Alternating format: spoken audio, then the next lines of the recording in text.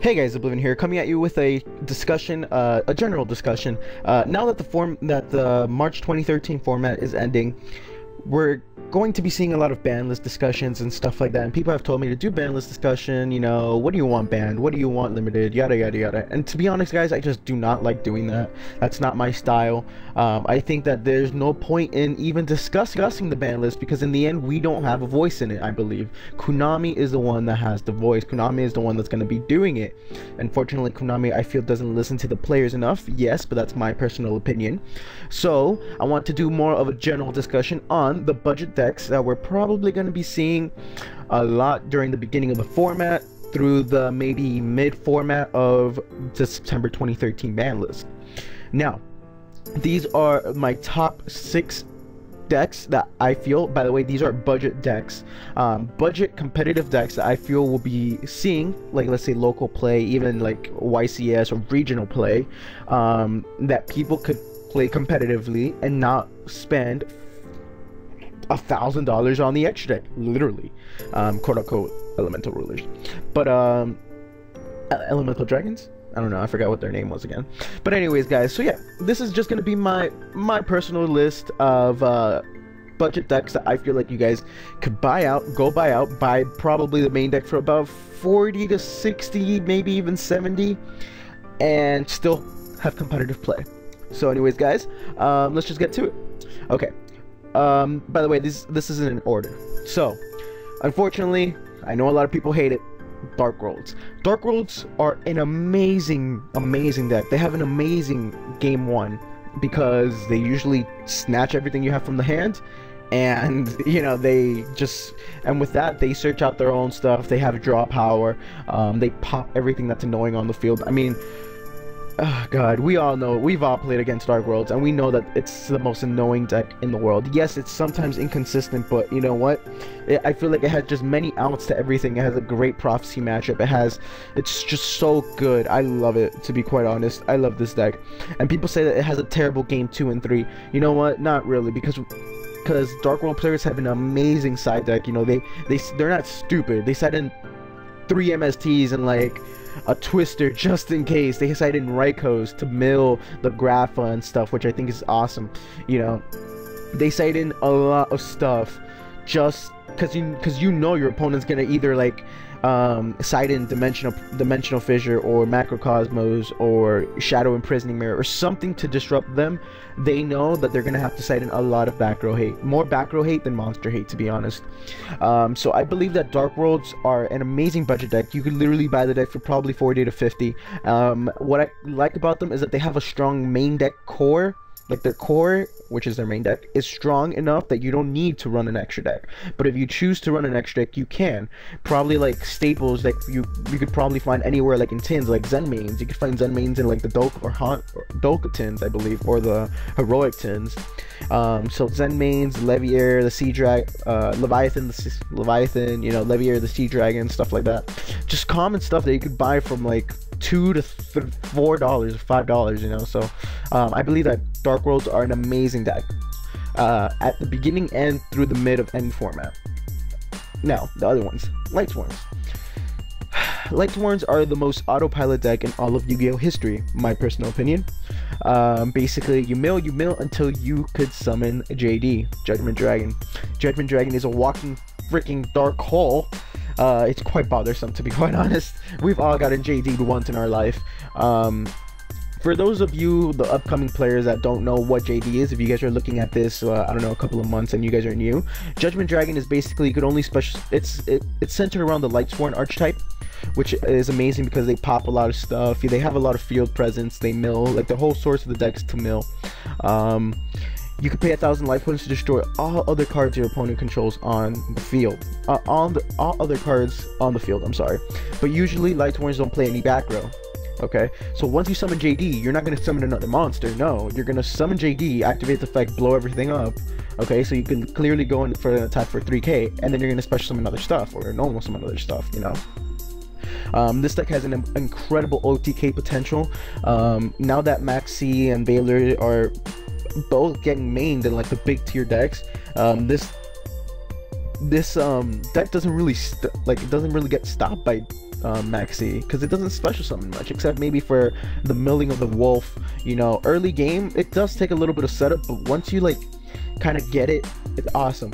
There's many different variants of this deck. There's the chaos variant, which I kind of don't like, even though it is pretty good, because you just mill way too much, and like I'm kind of scared you're gonna mill like a BLS or chaos sorcerer. I believe the best way to run Lightsworns is with the light rays, because there are some powerful light ray monsters out there. Light rays are like boss monsters for the light monsters, basically. So I believe light ray Diablos, it means that you need 5 light monsters with different names in your graveyard to special summon them, to special summon him, and he's an amazing card.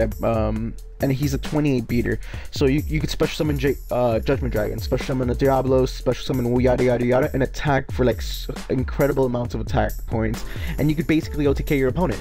It's just so good. It's amazing. So Judgment Dragon, Lightsworns in general, I feel like no matter how autopilot they're an amazing deck, and to this day I still lose to Lightsworns.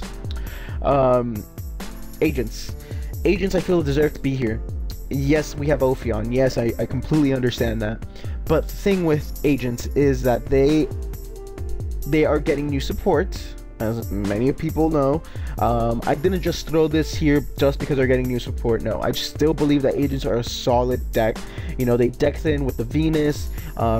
You know, people run agents, you know, with like the BLS and Chaos Sorcerer, and you know what, that's a really highly recommended build, like the Chaos variant of agents. Though you can like put in like just money for a Chaos Sorcerer. I mean, you do have boss monsters like Master Hyperion. Archlet Christia is like what, $3 because it comes in a common. I mean, I'm sorry, not in a common, it comes in a tin, so it's like $3.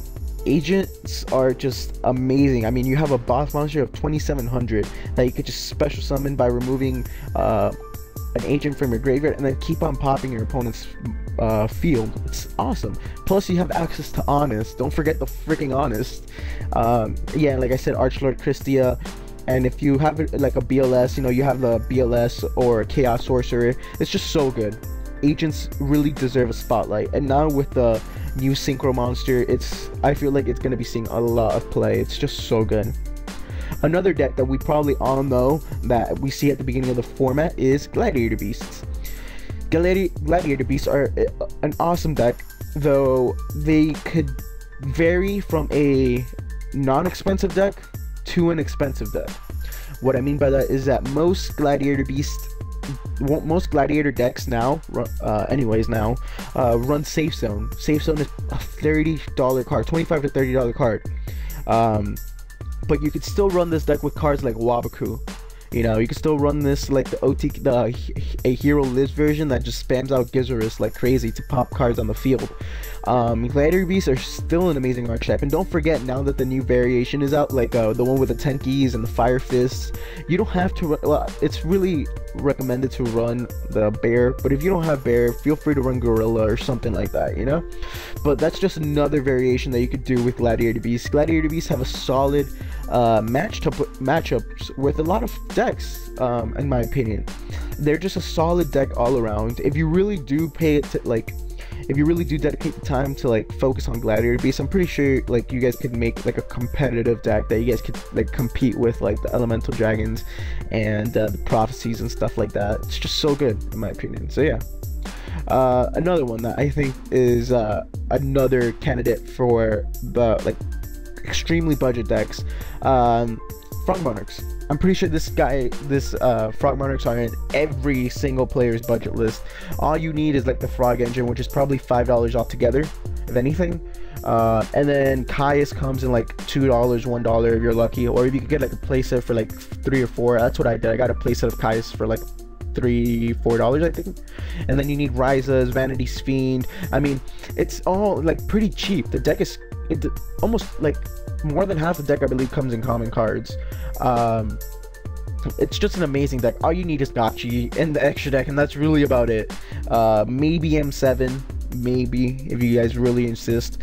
But I believe that Monarchs have a good matchup against a majority of the big decks, and we're going to be seeing a lot of Monarchs in early this format, I'm sorry, early September 2013 format to mid September 2013 format, because the format isn't even decided until like probably mid format, because I remember at the beginning of the March 2013 format, 6 Sam was the hype. Everyone was saying, oh my god, this is gonna be 6 Sam's format, they got smoke signal 3, yada yada yada. Not really. They got, pardon my language, they got shitted on by everything else. You know, like literally the whole format changed. So yeah. So I believe Frog Monarchs really does deserve a spot here with everyone else. And the very last deck, and this is a personal favorite of mine, Inzectors. Inzectors are amazing. I really wish Dragonfly could go back to 2. In my heart, I really do want Dragonfly to go back to 2. Though I understand why they would not put Dragonfly back to 2, because I mean it is a broken card. I mean, opening up Dragonfly Hornet is a pretty broken combo. But you know what? Dragonfly does the same thing with Ladybug. You know, freaking normal summon Dragonfly, equip Ladybug, make it a level 5. You special summon the Centipede, equip Ladybug, make it a level 5. Plus, you get to search out like the Sword or the Hornet or whatever, and then go into an XYZ for rank 5. You know, it's pretty simple combo, and plus Inzectors are just amazing. I believe now with the Laval Chain, Armageddon, Summon and Monk thing, most people don't like that. I personally don't like that. I prefer the Invitation one, but still, and plus you can do so much stuff with Inzectors now with like agents and stuff like that. Inzectors really do deserve to be recognized a lot. Plus, remember guys that they work under D-Fissure and stuff like that, but now you got to think about like 3 Axis are coming out and stuff, and the Rooster and anything like that. So yeah guys, that's really my discussion. Like I said, I didn't want to make a ban list video. I just wanted to make a discussion of budget decks for the September 2013 to 2014 format. So that's what I believe would be the budget decks, and what you guys will probably be seeing early in the format. So hopefully you guys enjoyed this video. I want to know if I missed a deck out there. Please let me know, comment down below. I'm sorry that this video is going a little bit too long, but still I just wanted to get that to you guys. If you guys are just not sure what form, like if you guys play Prophecy, you know, and you guys are sure you guys are gonna get hit and you want like a secondary backup deck, I feel like with these decks right here will be a good secondary backup deck, because everyone wants a secondary backup deck. So anyways guys, hopefully you guys enjoyed this. This has been Oblivion. Catch you guys later. Pieces.